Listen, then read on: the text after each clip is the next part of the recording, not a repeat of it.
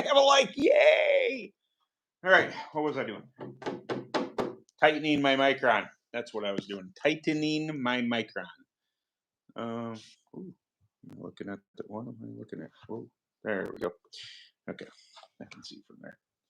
Tightening the micron, which would be a 7.5 inch.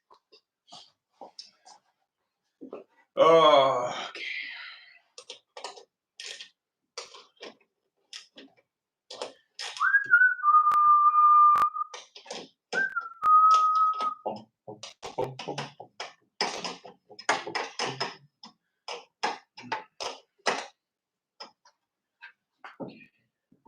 Take. There's that. There's that. Hello! I can't see the screen. I'll be right over, guys. Or girls. I don't know who's in here. People watching. I will be right over there. Okay. I have returned. What is going on, Bill Sear? I always now I have to over enunciate your name because I didn't know how to say it for the longest time, and now I do. Bill Sear. What's going on, Donald? Wingnut? Hello. We race night. Do you start over on prepping the tires, running Reapers, bike sanding? After a race night, do you start over on prepping the tires? Reapers, from what I know, now this, take my advice with just what I've heard from other people. Reapers don't like a whole lot of work done to them prior to. I hear, so this is, I'm going into, in 2 weeks, 3 weeks, whatever, when I'm going down to that Reaper race. Yes, I think I'm going to do that instead of UAS, seeing how my UAS ride is taken apart. But everything I've heard is like day of. Like you could probably build some bite in them, but I hear that day of, sand them, prep them at track, and just if you want to surface them or something like that while you're at home, that's cool. But this is just from what I've heard. I haven't been able to run Reapers all that much. So, but black sand, Acrosol, also Ruby, and Ruby cut with Acrosol is another. If the track is really, really good, really bit up. Is that that's a good term to use, right? If there's a ton of bite, apologize. If there's a ton of bite built in the track, then the black sand might be too much, because there's such a good bite agent in black sand that something like Ruby or AT2 or something, Pot Lap, whatever you want to call it, might be a better choice for a track that's really, really good. Black sand's when you're searching for that bite. But everything that I've heard is kind of day of. Like I haven't heard a whole bunch of people prepping Reapers like they do Maxis. Wipe on the Maxis. Just build and bite with something not overly aggressive, nothing to drop durometer, but something to build bite into the Maxis during the week, or wiping them once a week in preparation for whatever. Everything I've heard from Reaper is day of. Like, I think the general consensus is, at least this is just from people I've glare so bad. People I've heard of is talk about that in down south or wherever Reaper is running against Maxis, is that yes, the Maxis is more work at home. So you're gonna have to you're gonna have to heat cycle them. You're gonna have to scuff them in. Obviously, you're gonna surface them. You're gonna internal roll them, whatever. You're gonna wipe them, maybe once a week in preparation for a race that is a month down the road. But the week of a race, you'd be wiping, almost daily to build that bite in it for that night. The Reaper, you don't have to do that. This is not my experience. This is just what I've absorbed from reading and listening to people. The Reaper, you don't prep leading into race day, but when you're at track, it takes a lot more work. Like the Maxis doesn't take as many wipes. It doesn't take being sanded every time. There's just a real real, stark difference in the way those tires are. Now I do, yeah. It's like, was that Elf? Francisco. That's fun to say. Francisco. Bill Sear. But I'm almost complete here. I got a scale yet, but uh, there's the recon that I had been running all season long up until this point. And then here is I peeled the stickers off the back of that where I strapped down. But I am now going on the Scythe. I run the Scythe once this year. It was an open. It is no longer an open.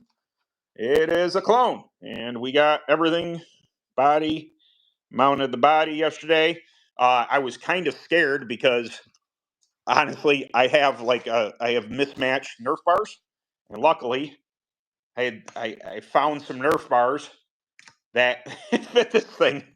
Because for the longest time, any chassis I got, the Nerf bars, or I would just put UAS stuff on, with the triangle there. How much slower is the 400 than a clone? It is.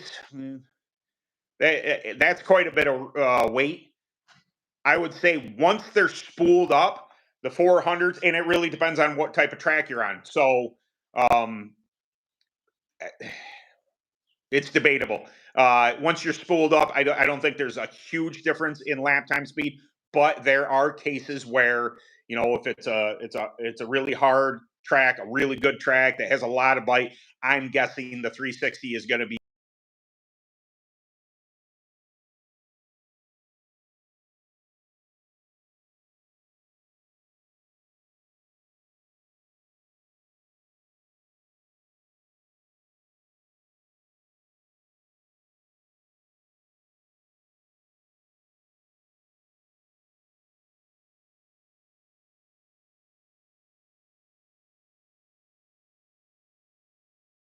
both, and I am a bigger guy.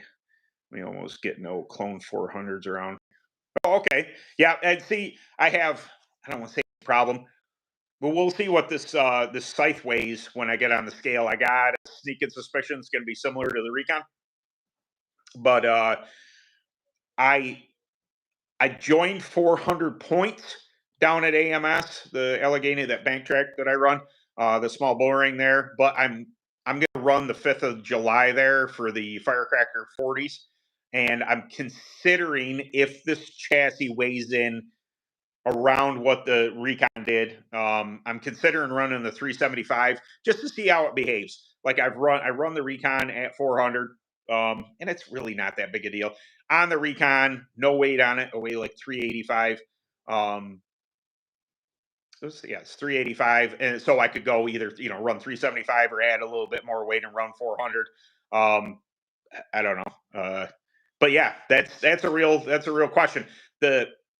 If you're naturally weighing in at 400 in the 360, where you're going to suffer. I experienced this last year because I tried to run 350. I ran 375 and I ran 350, and the 350 class really, being I was 35 pounds heavier, the launches, they really get starts and restarts. They get quite a bit of a jump on you. It just, it's power to weight ratio. That's there's no way around it that 40 pounds or whatever it is harder for your engine to get going. Once you're up to speed, I think you'll be okay, but it also is tough to pass. So you got to figure how light and fluffy they are. If they have good bite built into their tires or whatever, that when it's hard for your engine to kind of pull up alongside of them. Just keep that in mind. I'm not saying it's impossible or improbable. It's just not ideal. Yeah. So that's my opinion on that. Check this out. The one thing about moving over to the Scythe and what I recently got was these bad boys. Yeah, got those on there. Got the thanks to I can't tip my phone. Got the fronts. Yep. Got the revolver series all on all four corners. Ooh, I gotta put zip ties on my brake line. Got this another one here. Yeah. Also, Revolver Series 5.3 titanium. They got the whole setup. I got their whole brake setup. It's nice. It's really nice. Super class. Oh, that's a good question. Big money. Yeah. Big money. So when I go to not that this isn't involving Carson here, but when I go to the Clone Wars, I'm going to be running sumo, so I'm going to run the 425 class only because I can make the 390 class, but that's the money class, and my experience isn't there. My Reaper tire knowledge isn't there yet. I mean, that's why I'm gonna go learn. I'm gonna go and try and absorb and get experience. There was when it was the last time that we were pre for even Clone 425 was there was 17 pre-entries, so that's pretty good. But the 390 class, there was like 45 or 50 entries, and I don't want to run the risk of going down there and not being fast enough on, just a track. I've been to Selins Grove one time and it was on an open and it was 10 years ago. I don't know. It's quite a while ago. I got a better feeling about making a class that I think they're taking 20 that we had 17 pre-entries. So I'm in. I just have to, add weight to the cart and you have to weigh over 200 pounds to be in that sumo class. So I got that in spades. Fremont Raceway Park. I haven't been to Ohio in a minute. Have I raced? I've raced at two tracks in Ohio. One doesn't exist anymore. Route 68. Route 68. Yeah, that was the Nationals one year. I ran there. And then that one that's all the way down by Kentucky, Wheelersburg. I ran there. Those are the two Ohio tracks that I've been to. Because, oh wait, no, where's Good Hope? Good Hope's Ohio. I ran at Good Hope too. That was a long time ago though. I ran at Good Hope. I think, boy, that had to have been like 08 ish. Oh, yeah, probably 08 to 10, somewhere in there. I've been to Good Hope. I wonder how they're doing. I saw they opened back up. Yeah, I haven't paid much attention to that. But yeah, things are progressing along. I do have to get on now that this is together. I got to get the scale next week because I'm going RVing tomorrow. CRV. I got to get that out, and we're going to just spend a little family time and everything. I had somebody ask if I was going racing this weekend, and I was like, bummer that I'm not, but also not a bummer that I'm not. A racer always wants to race, but on the other hand, it'd be nice to relax and go spend some time with the family and everything. I think my daughter might be coming up tomorrow night and crashing with us, and then my son will come up Saturday. So it's good. As much as if I'm not going to race, that's what I'd rather be doing is spending time with family. So that's cool. But yeah, I got a whole lot of work. Maybe I'll tinker on that while I'm chin whacking with you guys. Maybe I'll start to put the front end back on the what's going to be the open. Drag this out of the way. Bring the Recon back into the fold. The Recon I ran the Recon at Wheelersburg. That's right. That's yeah. Was I in the B main? I think I was in the B main. Yeah, I was in the B main last time I ran the Recon, but I got to put. Did I bring those down? Nope, they're up there in the rafters. Maybe I'll get those real quick. I got to put the. Sorry, guys. I got Captain ADD today. I got a lot of stuff going on. Thinking about everything. Thinking about racing. Gotta get stuff together. Oh my goodness gracious! There's the right side nerve. I'm here, guys. Hi. I apologize for my tardiness. That rattler's full of Nerf bars. Old Venom stuff. I don't know that I need that anymore.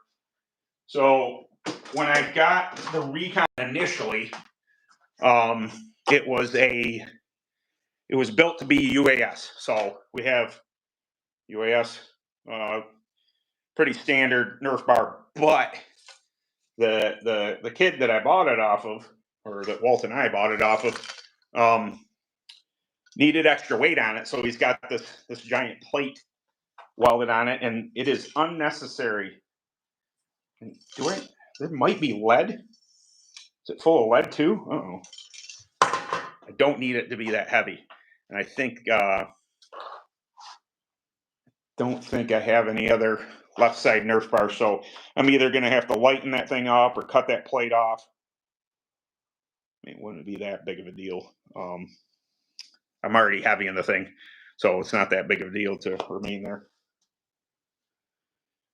To remain being that heavy. Yeah, thoughts. I don't know. But so I've gotten is the word inundated? Yeah. Anyway, Tracktech released their what's it called? Gold Grip today. And I got probably 3 or 4 messages already, just like, hey, is this blah blah blah, and it's GoPro. It's I as far as I know, it's GoPro. So that one might ask, like, I don't want to say I was on a crusade to tell people not to use Go.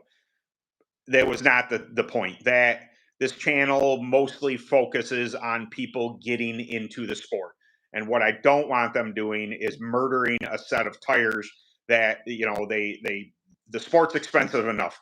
And I didn't ever want to, put it on people that just goat the snot out of your tires to build bike. I don't want to do that. So, Tracktech offers better than GoPro and, Topaz, which they're going to make your tires last longer.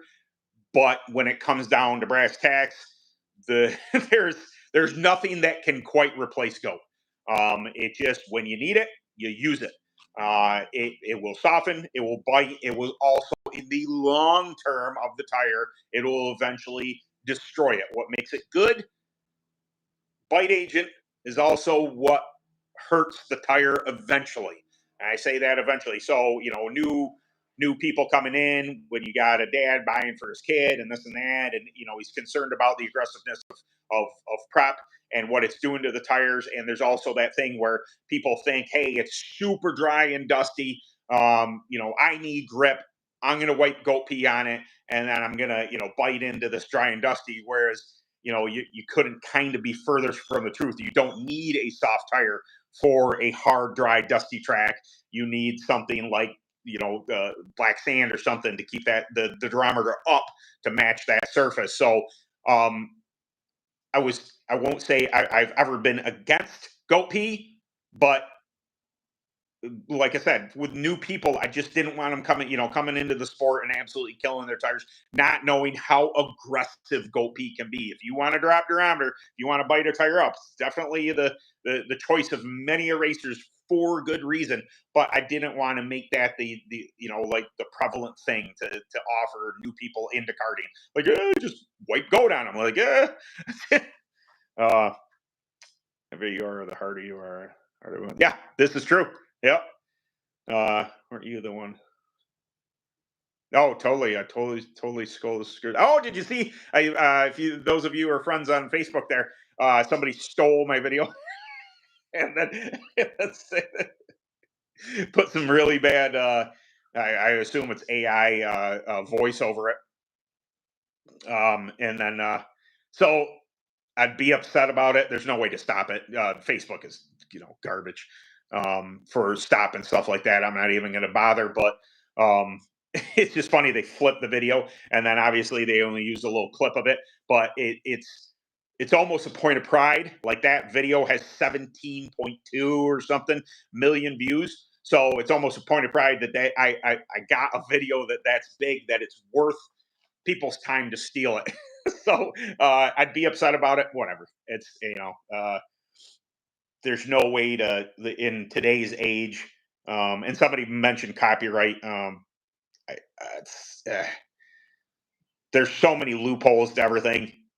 You see way bigger creators, not in obviously not in karting space, but in other space, they get their videos, screen recorded and then dubbed over and done this and done that, and it's just like you never hear about any real recourse there. So I'd be mad about it, but it's not going to amount to anything. Yeah, it is what it is. I'll just take it as a point of pride that a video of mine got so big that somebody felt the need that they had to steal it because it was that popular. I won't say it's cool, but also it's kind of cool. Oh my goodness! All right, let's we can start putting this front end back together. It's also on these lives to get the trolls and the people obviously that are not here for karting, to have them comment. It's just kind of funny. That is right. We're gonna put that on the right side, and this is the left. We will put that on the left side. Makes sense, yes. But yeah, everything's kind of groovy here. Premiere videos. You're very welcome. That's first and foremost. That's as much as I do love the doing videos on the more complex things, in this and that. But there was a vacuum, and it started a long time ago. I'll give credit where credit is due. I watched Phantom Racing Chassis videos back in the day when Harold Wiggins did that, and there were very few videos, but they were very informative, and talking about camber and caster and things like that. And I just thought that there's YouTube such a plethora of information that why shouldn't karting be in there? Why shouldn't it's cool to put out. I did it for years. I just used it as a platform to put my races on, and it worked really well. And I got to share those, and awesome, cool. But it popped into my head like, man, there's so much more to karting than what Harold was able to put out, and it took some kind of dedication, and that's where I watch. I started the YouTube journey in doing beard product reviews and this and that, but I got to see Dan C. Bearded. If you have a beard, and you're into beard content and stuff like that, super positive guy. But I saw his drive and determination and his steadiness. And I thought that he kept me engaged with the bearded community, which is a thing. It's just essentially a bunch of men. There are women that come into, but to just come in and be together and have good conversation and this and that. And I thought, what a positive way to drive something. Something that he had a wealth of knowledge on, and he was constantly learning and interacting with companies and doing this and that. And I thought, that's it. I really pulled inspiration from him, and seeing the way he was able to do that. He's on the cusp of 100,000 subscribers on his YouTube channel, which is fantastic. But that 3 videos a week, I think he does, and 2 live streams. I mean, just dedication. And I thought, you know what? If I want this channel to grow, if I want to help people, if I want to do the types of things that obviously in a different sphere than his, a different niche, karting, I need to be that dedicated. I need to at least put out a video a week and then do a live stream like this. And I thought, it's good to be steady, and in the not that I'm ever seeking the acknowledgement, but it will come. If I don't, I obviously don't do it for fame, but it's how the bigger I get, the more I'm able to get into other people's, ears and new people. They search for something on YouTube, and I hope that I'm one of the channels. I don't have to be the only one. I'm more than happy with anybody else coming on. Super Duper South. Tatum's doing some videos on, tires and stuff, and he's got a way different perspective because he's all the way down in Florida and what they do to tires. Degenerate Garage and Alex Hamilton Racing, just to name a few. Drawing a blank. Oh shoot, Prater and Son. That's the other one. There, and I don't want to leave anybody out, but it just off the top of my head, the more the merrier. The more content there is, the more people can learn, the more people can enjoy, the more people can get into kart racing. It's awesome. I love it all. Kart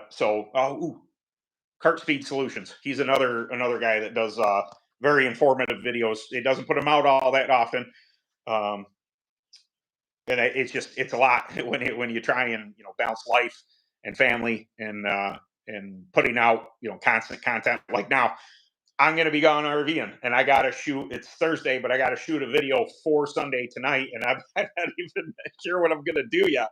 I have this. I talk about the list in my phone, and you would think that I would be better prepared. Nope. Procrastinate to the last minute. I find it, as much as it's pain to do it that way, and I put myself under very unneeded pressure to do videos. You get my real thoughts on things because you see my videos. There's obviously very little editing, with the exception of adding B-roll and whatever else I put in. But it's really stream of thought. I try it because I am passionate about the sport and what I'm talking about. I find that to be the rawest form that I can deliver to you guys, and kind of why I do it. Also, I'm horrible bad at procrastinating, so. I got this idea for a video on prep, but I'm not sure how to collect those thoughts yet. And if there's everything is in my mind that I want to convey there, and then Bill suggested one on filters, and that's a great idea. I don't think I'll have enough time this week. I also got is it Clawitter? It's a gentleman out of PA, friend of a friend, and he mentioned one about safety, and I haven't done it yet. Safety and karting, like keyways and pins and this and that. I want to have the open back together because I need to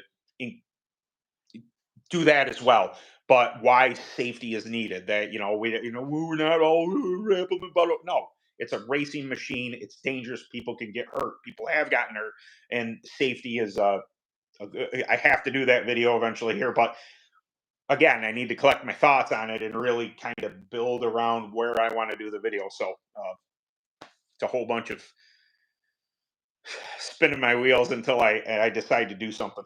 This is what it is. 3/4.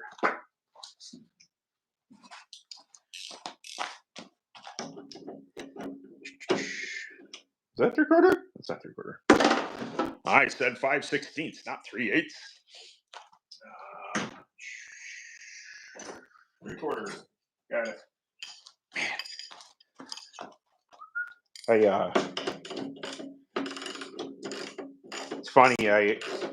My past cart owner there, Walt, he always used to give me crap because he's a very he's an older gentleman, so his desire to be organized is way higher than mine, and he was just like, this is stuff like this. Do you work like this? And I was like, yes.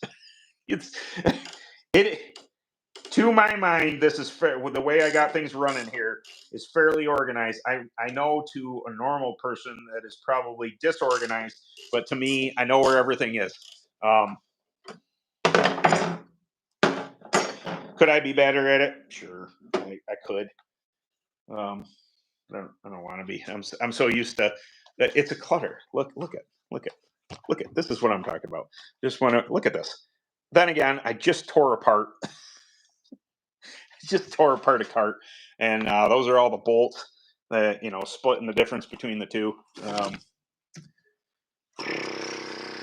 But I'll get sick of this, and then this mess here, and then I'll clean it up and put it in buckets and do what I got to do. and then do it all over again and make a mess again. It's just the way I got. It's frustrating at times, but I know where everything is. So yeah, somebody mentioned that video eventually here will. I gotta get my hands on some, but I gotta get my hands on some Gold Grip from Tracktech, the newest release. I think a lot of people too, and I'm kind of like you guys. Yes, I'm. They sponsor the channel. I do my best to rep them, but I also am not on the inside as far as chemical production and this and that. That's stuff is way beyond my pay grade. So I thought maybe there was a Reaper type of prep coming out, and maybe there will be. I don't know for certain, but I would assume Reaper specific type of prep because you can use obviously you can use any of the Tracktech line on Reapers, but especially down south, there are going to be a few chemicals that are just really your go-to out of the line. So I thought maybe that, and maybe it will be, maybe it'll be coming down the line here. I came over here for something.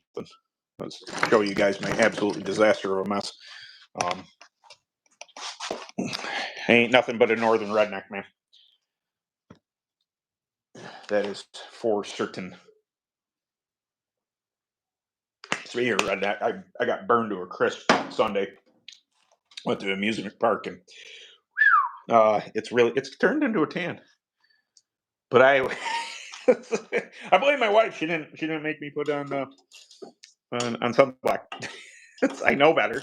I'm 48 years old. I should know better. But nope. I did not do it. What was I going to say? In promoting other places too, Ultimate Kart Media, they always do a live stream on Thursdays. I am going to try and bounce in there. I try to every time we get off here.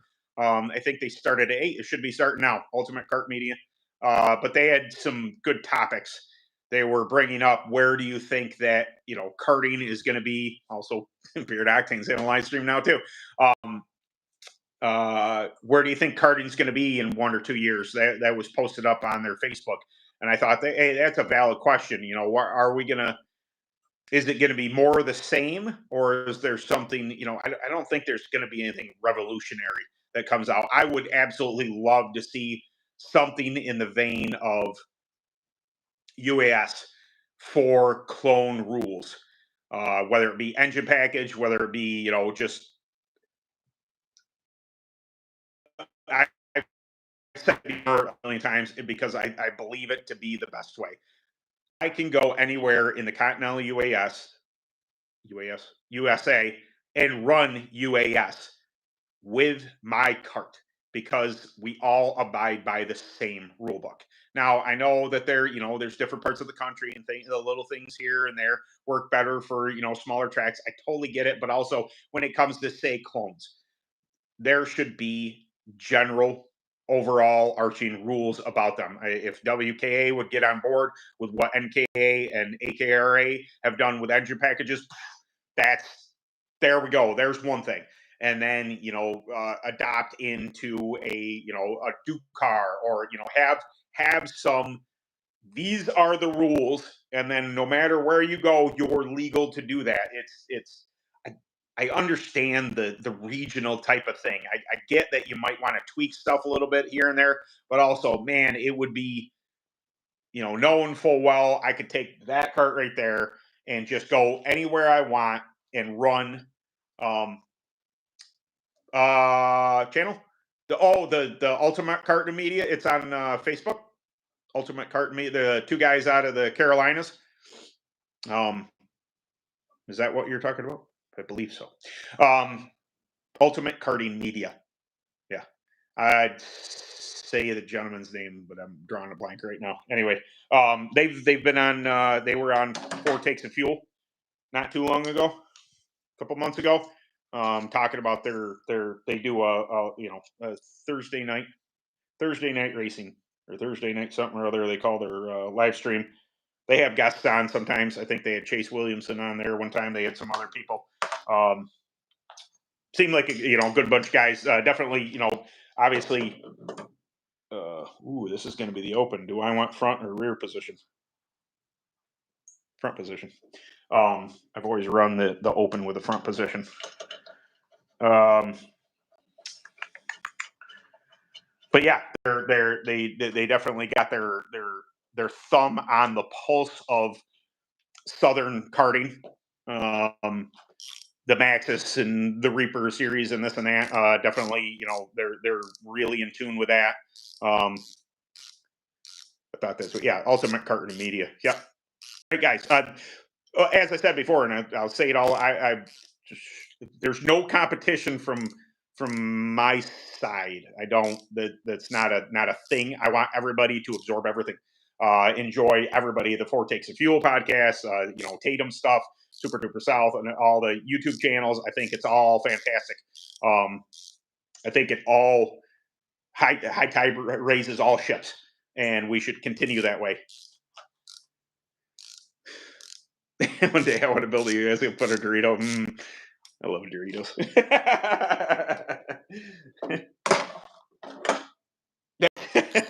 So I keep on. I am on TikTok, whether or not you agree with it or not. It is what it is. I am on TikTok, and there's this shirt though, and I might have to buy it. It's got a 45 plate, so a lifting weight at a weight plate, for bench pressing and stuff, and it's just kind of fat, kind of fit, and it's the plate has like donut glaze. I tell my wife all the time, it's just like, what's the sense of going to the gym for an hour every day after work and picking up weights and doing this and that if I can't eat what I want? Kind of fat, kind of fit. Yeah. I don't know why that just popped in. Yeah, same. I try and catch everything. I think I still have to catch Degenerate Garage's latest one, and then I know that Super Duper South just put out one today. So I try and, in my spare time, when I'm not doing this channel and recording videos and building carts and this and that, sometimes I put like Ultimate Karting Media. If I didn't have the Beard Octane thing to go to tonight after I get off here with you guys, I would go over there and watch them guys. But Beard Octane being a sponsor of mine, I like to go in and spend time there and interact with the beard community, which I'm still slightly part of. Oh, yeah, my buddy Jamie just texted me about some secret that Beard Octane's coming out with. They have something in the works that I am privy to. Jamie, if you're watching this video, I don't think Jamie watches my stuff. What's kind of funny is that I have 21,400 and something subscribers on YouTube. Now that my wife doesn't watch my stuff, my kids don't watch my stuff, my friend Doug watches my stuff. I don't believe that Jamie watches my stuff. See this wrench, Jamie? Why are you not supporting your boy? I get it. Some people, I talk a lot and don't want to listen to me talk all the time. 10. So yeah, we're still on. It's still hoping for that. We're boys trip, the Grand Nationals in Iowa, Delaware Speedway in Iowa in September. We're trying to get Doug is on board. He is going to be coming with me. Why is this not working? But we're trying to get Jamie to come up to Florida and go with us.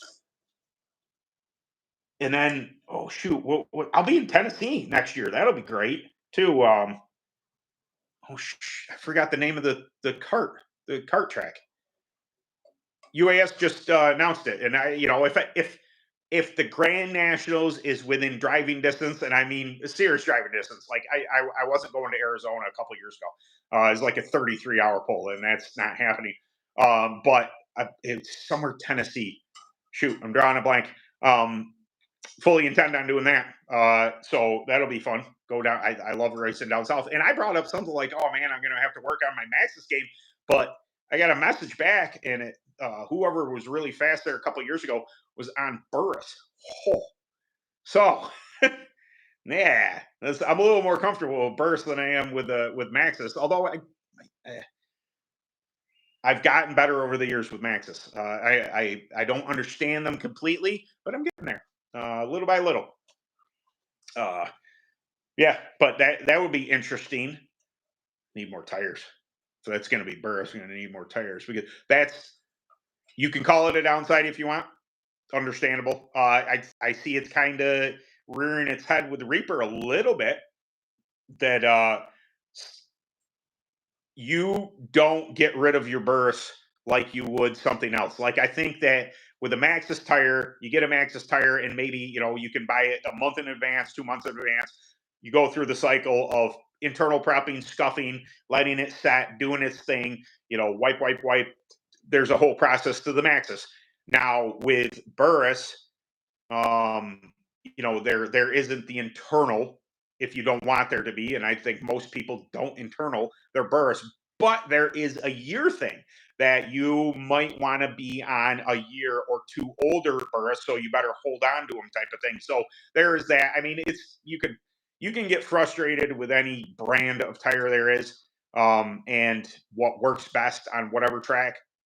But the burst thing is definitely years. Like 19s are a bit old, but I've heard people run really well on them. So, is it the King's race? I don't think so. It's the Grand Nationals. It got announced. I drawing a blank.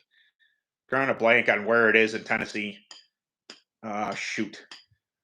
It got announced like last week that the 2026 Grand Nationals are going to be in Tennessee because I was making a joke. Renee Angel's down there. And I said, party at her house. She's like 2.5 hours from the track. So I doubt there's going to be party at her house. But anyway, yeah, I've been to raced at Dumpling Valley. That's gone. But that was a burst track. So maybe. Might be. It might be. It just means we got to bring all the tires again.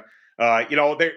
I would say this as an open tire guy because of UAS, and for the years that I've been running UAS, you have a whole bunch of people that say open tire, and what they mean is they want open tire at tracks down south because they prefer Maxxis over Reapers. That some of the tracks signed up to be a Reaper track, save the customer money, whether or not you love Reaper, you don't love Reaper, this and that. But when they say they want an open tire track, they mean that they want to go back to running their Maxxis. Totally understand. You want to stick with what you know. But if you're truly an open series, that means that you got to carry all these freaking tires with you. I've been to tracks where I've had Maxxis, Burris, and Vegas, and it's just like, ugh. And then did I, what set of Vegas, are they too heavily rolled internal? Are they meant for a soft track? Do you need a soft track tire? It's, I don't think that the people who say open tire actually mean open tire because sometimes open tire can be a real pain in the butt. It's especially when you're going to track that you don't know. Um, there's a lot to it. There's a lot to choosing that correct tire. So let's pump the brakes on the whole, being let's open tire. It's just like that's not what you mean. You just want to run Maxxis when it's a Reaper track. I get it. I understand where you're coming from, and don't get me wrong. I want to run the tire I want to run, but also I don't know. I'm not as against tire rules as I used to be. I understand the argument against it. I also know that when I go down to AMS every week, that it's a burst track. I know that I'm either going to be running 11s or 33s. And I'd say arguably you can get away with 2, maybe 3 sets of 33s and then like a brand new set of 11s. Or when the track's calling for 11s, I'd say the fresher the better. Just my opinion on that. But the 33s, you might want to have like a year or older type of tire for that type of surface. So I just know that I don't have to take every freaking tire I got to go to one track because I know what works. But also, if I'm running an open there, I know that baggy yellows are usually the fastest tire there. I wonder if Maxxis would work. Maxxis white, those might work. And I know Maxis White have been out for a little bit, but it makes me wonder how how effective they are against, say, a Vega Yellow, or in that really, I don't want to say it's weird, but there's a realm that is between a Burris 33 and a Vega Yellow, and I wonder if there's just a window in there where a Maxis White uh, would be ideal for that type of surface. It's a good question. I probably will never know. The world may never know. Uh, yeah, boy, that's bugging me. I can't think of the name of the. It's not Godspeed. That's not right. Shoot, Tennessee track. I didn't even. I guess I didn't even look up where it's going to be, or where in relation to anything that Tennessee track is. But it's going to be in Tennessee. I know that much. I will tell you. Here's a speed secret. My least favorite thing to do is hook up control arms. It bugs me. Ooh. Oh, because these were on the Scythe.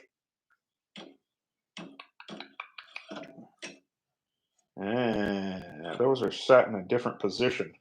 I might want to change those. Okay. Good to know. Good to know. Oh, do they? Okay. Good to know. We run Hoosier Groove tires. Have a hard time getting staggered down. We're pushing close to 3. Holy smokes! Wow. That's a lot of stagger. Holy crap. uh, what would be a solution to that? You're not going to be able to, stretch or shrink a tire enough to, especially treads. They're gonna be a bear to do. I'd say, probably the only method to do that, say correctly, and I don't mean it's the only way, but would be rim width. I know at one point in time there was, say, 11-inch wide rims. If you can find any, I haven't seen any in a very long time. 11-inch rims, or maybe, oh geez, yeah, I haven't seen anything smaller than an 8.5 left rear in a long time. And then obviously left front's going to be a problem compared to your right front. Yeah, I can imagine that being a real bear. Holy crap! Back in the day when I did have I did at one point in time. I know everybody likes to think that I'm anti-tread, but I did own treads, and at one point in time I had TX11s and 33s, and oh boy, there was a lot of stagger going into yeah. I remember that. Lots of people. Okay, and do you think you should?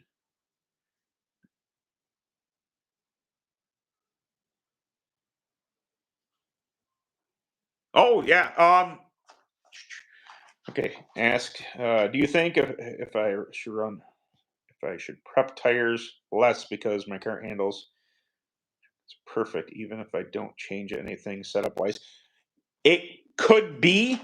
Also, what you might be experiencing is just the transition of your tires. uh, They just might be suited, whatever diameter you're running, whatever chemical you do have on them, might be suited for when the track comes around for feature time. You can try it. I don't think that I think a lot of people, they over prep, and especially on certain tires, it's unnecessary. Um, Hey, but coming from UAS, we were we were terrible back in the day, and I ran through a lot of prep, even up until a couple of years ago. Just wipe, because you can get away with it in an open. But it's very possible. Back it down and see if that improves. There's no sense if you think that might be true. Try it. There's no sense in just keeping, if you think that the cart is weird, but it also may just be the track. Whatever setup you have, whatever tires, the durometer, whatever has been done to the tires, it just might be suited for feature, and that's good. I mean, you're gonna it's gonna be tough because you don't want to change much for heat races, because nobody wins anything for heat races besides pole position. but there's debate. Do you need to be faster in the heat race? To get yourself better for the future. It's tough. Oh, okay, but there's got to be something. To whereas if it's track temp or something like that. But if you think that prep is, I would back off. If you truly think that, and there's a thing such as chemical slide, so the whatever you might be putting on a tire isn't absorbing completely, and you might be slippy slidey on it because it's not adhering to the surface. Your tire isn't adhering to the surface, and actually being on asphalt, you might be it might be removing whatever prep you've put on there, and then what the track actually wants is just the rubber. That's a very real possibility. I'm even though I am a Tracktech guy, sometimes very little or no prep is an option, is the best idea. Maybe just cleaning a tire. I've done that before. I've gone out on raw tires, not wiped anything, and then it usually takes the tire just a tick more to come in. But if you made the right tire choice, the right stagger, the right durometer choice, then that's what the track wants. I wouldn't fight it too awful hard. I have to change this over. This has got to go underneath here. So I'll show you what I got going on here, guys. If you're wondering what I'm griping about over here. So the spindle just came off the Scythe. Different steering angles because the whole setup is different down here on the Scythe. So I'm running into this. Now, one might wonder why first off, I don't know why I'm running center hole. I must have made that change a while ago per somebody's recommendation, and I can't remember. But it slows down steering the further in you go. Anyway, because of where my master cylinder goes, because this is going to be an open and I need all this room for the fuel tank, master cylinder used to be here. It is now up here. So what I run into is the brake lines coming off here will interfere with my steering. So I have to have clearance either tucking down the line.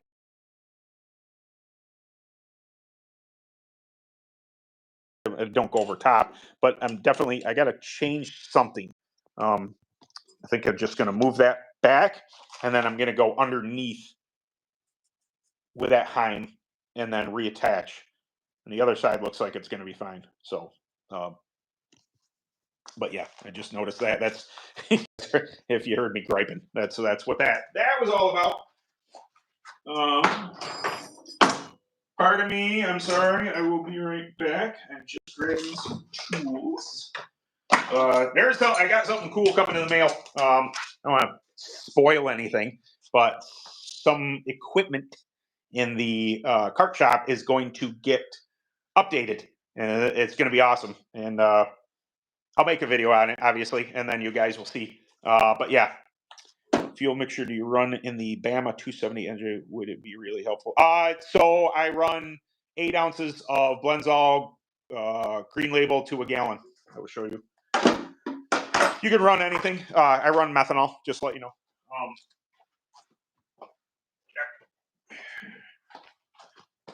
Just a caster. This is what I run. But yeah, 8 ounces to a gallon. There are people that debate whether or not that's too much, being that we turn them so many RPMs. The oil doesn't make power, but it also helps. The more oil there will help. Now, I will say that you can also do something if you're looking for a little extra, if you're looking for a little better throttle response. Blenzol Gold label has Panther P. So it's an octane boost that's in Blenzol Gold label. Now we ran 16 ounces to a gallon of that because it has the octane boost in it, and it also has 6 ounces of green label in that same oil. So it's a pint. I don't think I have any pints around here anymore. You would put a full pint of Gold label per gallon into the fuel, but then you would add 2 extra ounces of green label in there, and it would help with throttle response a little bit, because if the Bandit has any problems, in my mind, it still carries that two-stroke, or what I call sedan lag. So when you go wide back open, basically you go into the corner. Why am I got this thing here? Let's do this. When you lift to go in the corner, jump out of the gas, because obviously you're not holding wide open. What that does is it slams the butterfly shut. That dumps fuel into the cylinder. Fantastic for keeping the engine cool. But when they slam, it takes a huge charge of fuel, the oil fuel mixture, and then the engine needs to process that. That's why when you're watching any kind of two-stroke racing, you see this puff of smoke come out off the corner, because it is taking this huge gulp of fuel, which is great for cooling the engine, keeping everything, that yes, lean is mean, but also it's, if you get it too lean, it's going to go, yep, and that's the end of that. So it takes this huge gulp, and it takes a minute for it to process. Well, if you enhance that fuel mixture a little bit, if you run something like the mixture I just said with the gold label, if you run a, say, VP M5 fuel, which is a boosted methanol mix, or if you run, what's that? Is it butane? Butane? There's an additive you can add to it as well. I don't want to say it's butylene or something. Anyway, it will crispen up the throttle response, because it's hotter. So it will allow the engine to spool back up really quick, but you got to be careful when you're starting to mess with that stuff. Also, people have played around with mixing in, say, 5 or 10% nitro into the fuel mix. I know that was a thing way back in the day. I've never seen the need for more power with what I've ran. I think that you're playing with fire when you do stuff like that. I'm not saying it's not, people haven't gotten to figure it out and been very fast with it, but also I know myself, and in the heat of the battle, I'm not looking at my tach. I don't know how hot the engine got, and bad stuff. Yeah. I run in my open. Yeah. Yeah, that's it. Now, I was told to stay away from the exotic fuels when we initially got the Bama. Oh, you're going to stick it. You're going to stick it. And then it's no. We ended up exclusively running M5 for a long time. And I ran it up until it got so absorbently expensive that, especially now, because it's not, I'm not running on Volt's dollar anymore. He would, he'd help with the fuel bill, or just outright buy all the methanol for the for a couple months or whatever, and it got absorbently expensive. So did I really like it? Yes, it performed amazing. But I think the last time I bought a 5-gallon can was $90. I'm like, nope, not doing that anymore. Not on my penny. It's so. Am I lack a little? Am I lack a little throttle response now? Yep. Am I lack a little power? Yeah. But also I'm pretty conservative when it comes to running an engine, especially something I'm going to have to put a piston in. I'll twist it. I'll twist it some RPMs, but it's fat. It's there's lots of fuel going through it. Just standard methanol though. So yeah, just something to keep in mind. You can with two strokes, you're playing with fire sometimes, legit. Like it's things can get hot in a hurry, and then you end up eating $120 piston. That's it's bogus. That's a bad day. I've always listen. There are throughout the entire time I've been running UAS open stuff.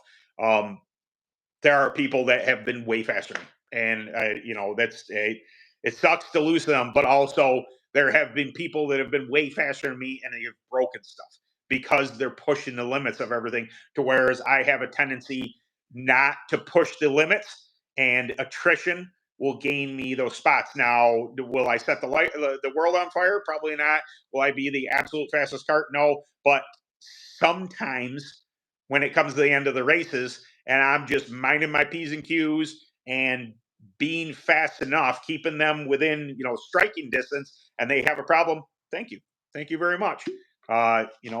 it's you.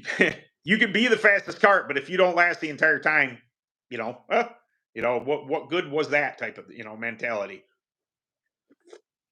I had that years ago with the Bama when the Bama first came out, or not first came out, the first couple years. And I kept on hearing about, Walt would say, oh, these guys are trusting them 12,000 RPM. I'm like, okay. It's just like we have like a handful of wins already. And I know those guys, they may be fast. They may be making more power than us. They may be doing all these things, but their engines are not lasting. They're blowing them up. They're nuking them. They're,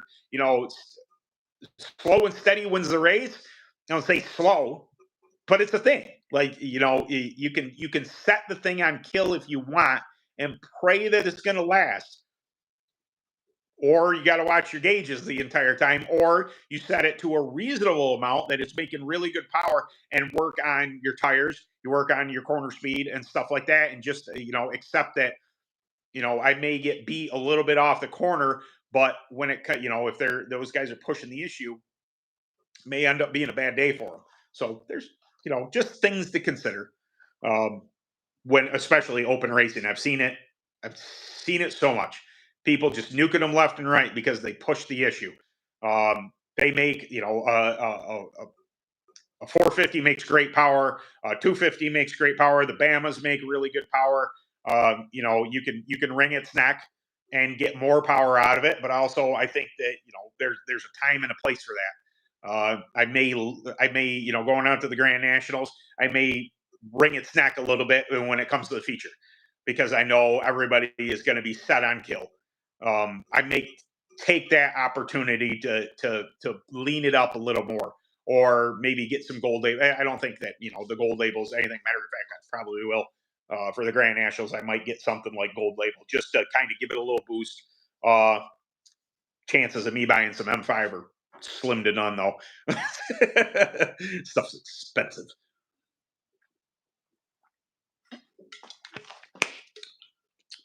Beer doc team. Oh yeah. Oh geez, look at that. It is 8:30. So I'm gonna get off here just because I gotta swing into those guys. I appreciate everybody coming by. Oh boy. I gotta watch that and then I gotta record a video. So I don't know what I'm gonna do yet.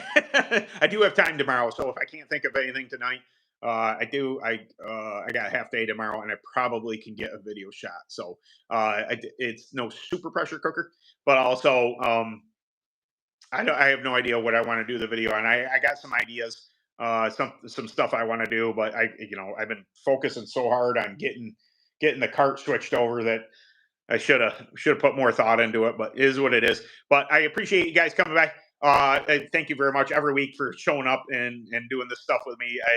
Regardless of you guys not interacting a bunch, that if I'll just keep on talking.